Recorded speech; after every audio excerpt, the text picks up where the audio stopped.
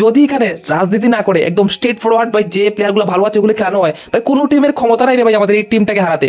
আমাদের এখানে এক থেকে বড় এক ম্যাচ উইনার আছে, বরুণ চক্রবর্তী। স্পিনার দেখো, ওয়াশিংটন সুন্দর আর বোলিং দেওয়া হয়নি, যে রাইট হ্যান্ডার ব্যাটসম্যান আছে ভাই, স্পিনার দিয়ে কি হবে ভাই? আজকে মাত্র 8টা বল করেছে, যার মধ্যে 3টা উইকেট তুলে নিয়েছে। কি খবর? টস না জিতলেও ভাই ম্যাচটা তো ছাড়া যাবে না। আর অস্ট্রেলিয়াকে কি দিলাম? পুরো ভাই 50 রানের একটা লম্বা চওড়া একটা হাড় ভাই থামিয়ে দিলাম ভাই অস্ট্রেলিয়ার হাতে।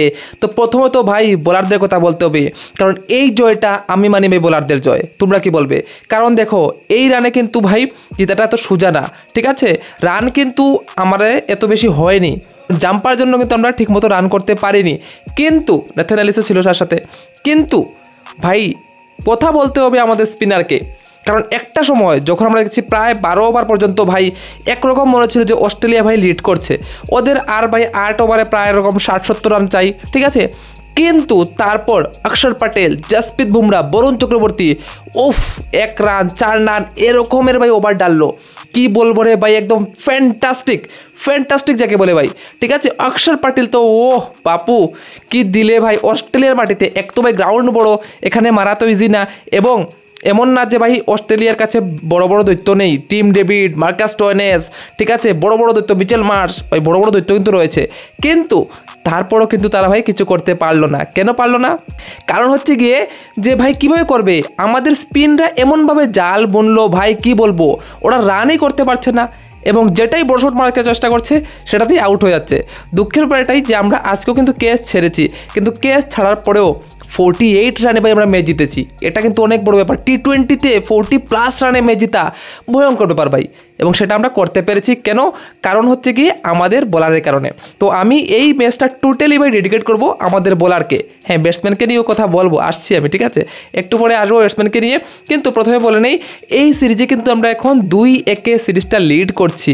বাহ ভাই, যেখানে দেখেছিল যে আমরা পিছিয়ে গেছিলাম, ঠিক আছে, সবাই মনে ছিল যে ভাই শেষ খতম হয়ে যাবে, কিন্তু এই টিমটা ভাই পারে। সত্যি কথা বলতে গেলে ভাই আমাদের ভারতের দলটা দারুণ দল, সত্যি কথা একদম, মানে কি বলবো, যদি এখানে রাজনীতি না করে একদম স্ট্রেট ফরওয়ার্ড ভাই যে প্লেয়ারগুলো ভালো আছে ওগুলো খেলানো হয় ভাই, কোনো টিমের ক্ষমতা নাই রে ভাই আমাদের এই টিমটাকে হারাতে। আমাদের এখানে এক থেকে বড় এক ম্যাচ উইনার আছে, বরুণ চক্রবর্তী। স্পিনার দেখো, ওয়াশিংটন সুন্দর আর বোলিং দেওয়া হয়নি, যে রাইট হ্যান্ডার ব্যাটসম্যান আছে ভাই, স্পিনার দিয়ে কী হবে ভাই? আজকে মাত্র 8টা বল করেছে, যার মধ্যে 3টা উইকেট তুলে নিয়েছে। আমরা সত্যি রে ভাই আমাদের যে টিমটা আছে, যে প্লেয়ার আমাদের কাছে অ্যাভেলেবল আছে না ভাই, বললাম তো একের পর এক সিরিজ থেকে ধরে একদম টুর্নামেন্ট সব কিছু জেতার ক্ষমতা রয়েছে। যদি একটু রাজনীতিটা বাদ দেওয়া হয়, যদি একটু প্রপারলি সবাইকে খেলানো হয়, যাদের পটেনশিয়াল আছে তাদেরকে খেলানো হয় ভাই, আমাদের কাছে ম্যাচ উইনার অভাব নেই। 11 জন ম্যাচ উইনার ভাই রয়েছে, 11 জন কেন বলবো আমি, 15 জন 20 জন ম্যাচ উইনার রয়েছে আমাদের এই ইন্ডিয়াতে ভাই, ঠিক আছে?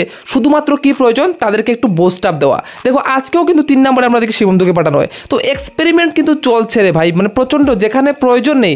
ইয়ার তিলক বর্মা কত ভালো করছিল, সূর্যকুমার যাদব নিজে কত ভালো করছিল, কেন রে ভাই এই জায়গাগুলো সঞ্জুকে একদিন, শিবন্ধুকে একদিন, ও তিলক বর্মাকে একদিন, এরকম করে আলটিমেটলি ভাই প্রত্যেকটা প্লেয়ারের মাথাটা কিন্তু ঘুরিয়ে দেওয়া হচ্ছে। এমন না যে ভাই ব্যাটিং আমরা খুব ভালো করেছি, কেন করিনি? কারণ ব্যাটিংয়ের প্রচণ্ড পরিমাণে ভাই সফলতা, মানে কি বলবো, বারবার পরিবর্তন করা হচ্ছে। এবং তোমরা কতটুকু স্যাটিসফাইড শুভমন গিলের এই ব্যাটিং দেখে? ভাই আমি বলবো এখানে এখনও সময় আছে একটা শুভমন গিলকে ফিট করানোর জন্য। ভাই রে ভাই পুরোপুরি একদম সব কিছু না সেট আপটাকেও চেঞ্জ করে দেওয়া হয়েছে, এটা মানো তো ভাই তোমরা সবাই। কারণ দেখো শুভমন গিল যদি ভাই এই সেটআপে না থাকতো, যদি জয়সওয়াল বা সঞ্জু ওপেনিং করতো, এই টিমটা এত সুন্দর একটা সেটআপ হতো ভাই। তারপরও কিন্তু আমরা জিতছি। সব থেকে বড় ব্যাপার হচ্ছে এটা, কারণ আমাদের কাছে হিউজ সংখ্যক ভাই ম্যাচ উইনার আছে। কার কথা বলবো চলো এক এক করে বলছি।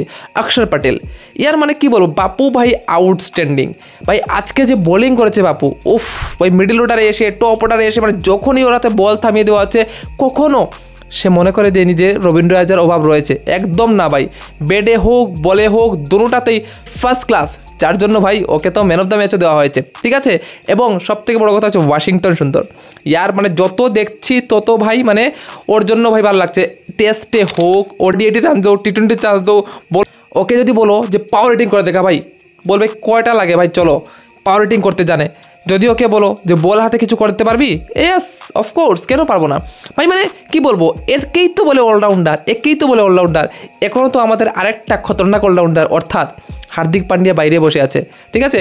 তো ইয়ার মানে আমাদের যে টিমটা, এবং অর্শদীপ সিংয়ের বোলিং দেখতে পেয়েছো, টু গুড ভাই, টু গুড। আজকে জসপ্রীত বুমরাকে আমরা দেখেছি ভালোভাবে ভাই ইউজ করা হয়েছে, ঠিক আছে।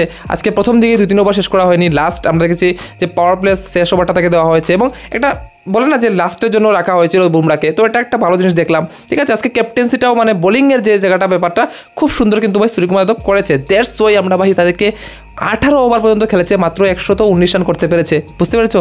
তার মানে ওদের কি হালটা করেছি আমরা, ঠিক আছে। বড় বড় বিগিটারকে ভাই আমাদের চলতেই দেয়নি। তো এটাই হচ্ছে আমাদের ভারতের সবথেকে বড় সৌন্দর্য রে ভাই, যে আমাদের যদি অর্ধেক টিমও খেলাই না, তারপরেও কিন্তু আমরা জেতার ক্যাপাসিটিটা রয়েছে। এটাই হচ্ছে আমাদের সবথেকে বড় ব্যাপার। এবার বুঝো, যদি আমরা কোনো রাজনীতি ছেড়ে যারা ভালো প্লেয়ার তাদেরকে চান্স দিই, একবার কথা বলতে পারো ভাই, একদম ফাটিয়ে দেবে, জাস্ট ভাই নেলড ইট। সেটা তো মানুষ হবে, ঠিক না? তো এই জন্যই বলি যে ভাই আমাদের এই টিমটা কিন্তু তাগড়া টিম, শুধুমাত্র রে ভাই একটু কনসিস্টেন্ট, অর্থাৎ সব প্লেয়ারকে যদি বলে দাও যে তোমার এই জায়গা তোমার ওই জায়গাতে, ভাই দেখবে সব টিম প্লেয়ার ব্যাটিং বোলিং সব আগুন হয়ে যাবে, জাস্ট ভাই আগুন হয়ে যাবে, ওই টিমটাকে আর থামানো যাবে না। তো ওটাই আমি চাইবো যে আমাদের এই টিমটাকে ভাই ঐক্যবদ্ধ করে একদম এক হয়ে, যদি যেমন ওমেন্সরা যেরকম করেছে এরকম যদি লড়ানো হয় না ভাই, এই টিমকে থামানো ইম্পসিবল। 2026-ও ভাই T20 ওয়ার্ল্ড কাপটা আমাদের গড়েই থাকবে। তোমাদের কি অপিনিয়ন অবশ্যই কমেন্টে বলে দিও। এবং আমি আবারও বলতে চাই, ওপেনিংয়ে ভাই আমি শুভমন গিলকে এখনও মনে হচ্ছে না যে ভাই T20-র জন্য সে ফিট। তোমাদের কি মতামত অবশ্যই কমেন্টে বলবে এবং ভিডিওটা ভালো লাগলে অবশ্যই লাইক করে দিও, চ্যানেল নতুন সাবস্ক্রাইব করে দিও। দেখা হচ্ছে তোমার সাথে অন্য একটা ভিডিও দেখার জন্য। Bye bye.